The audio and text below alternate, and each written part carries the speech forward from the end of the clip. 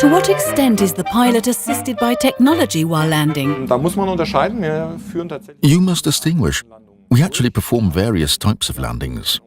95 to 97% of approaches are carried out manually, at least on domestic flights. Which kind of flare-out is actually performed, this is what we call the actual touchdown, depends a lot on visibility. And of course a really important parameter is the glide path, which is displayed on an instrument. We usually approach the runway at a 3-degree angle. And of course we have to monitor the velocity constantly so the pitch angle is right and the aircraft doesn't stall or go too fast while landing. Oder auch für die Landung auf der anderen Seite nicht zu schnell ist.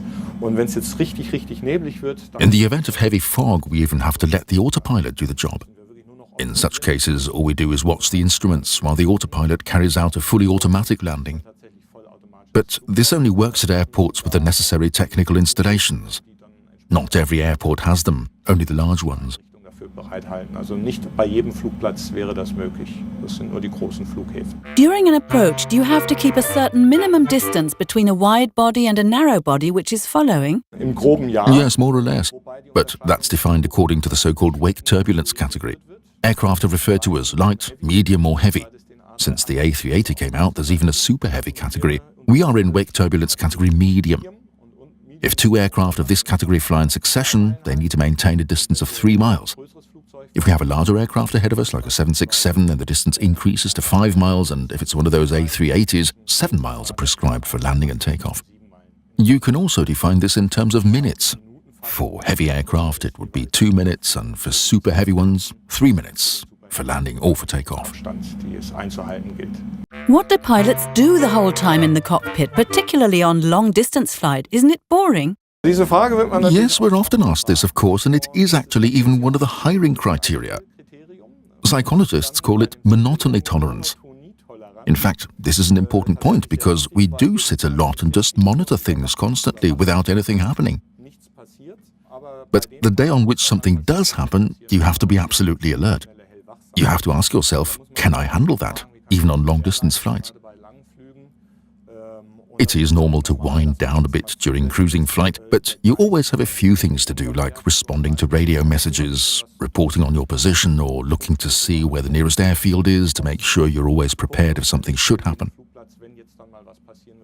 Of course, you have to know what route you're on and where the nearest airports are.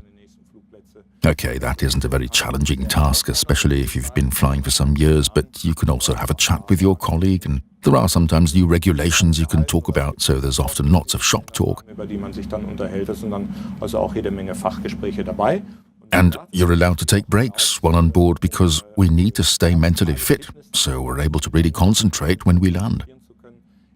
You can sit back and relax or doze for half an hour now and then, as long as you make sure your colleague stays awake.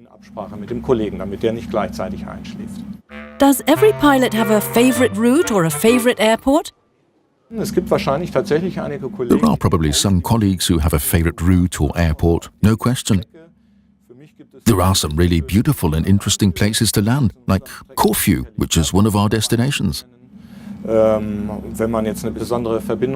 If you're a fan of Palma de Mallorca, you always feel like you're heading for your second home when you approach the airport. Another beautiful thing about some flight routes is not the destination itself, but what you see on the way. Like Northern Lights, for example. If you see them at dusk or during the night, it's a really beautiful sight which anyone is sure to enjoy. Are you allowed to take photographs from the cockpit during a flight? There are no rules that actually forbid you to, but in terms of what we call airmanship, good common sense and a professional attitude, you're obviously not allowed to do so during ascending and descending.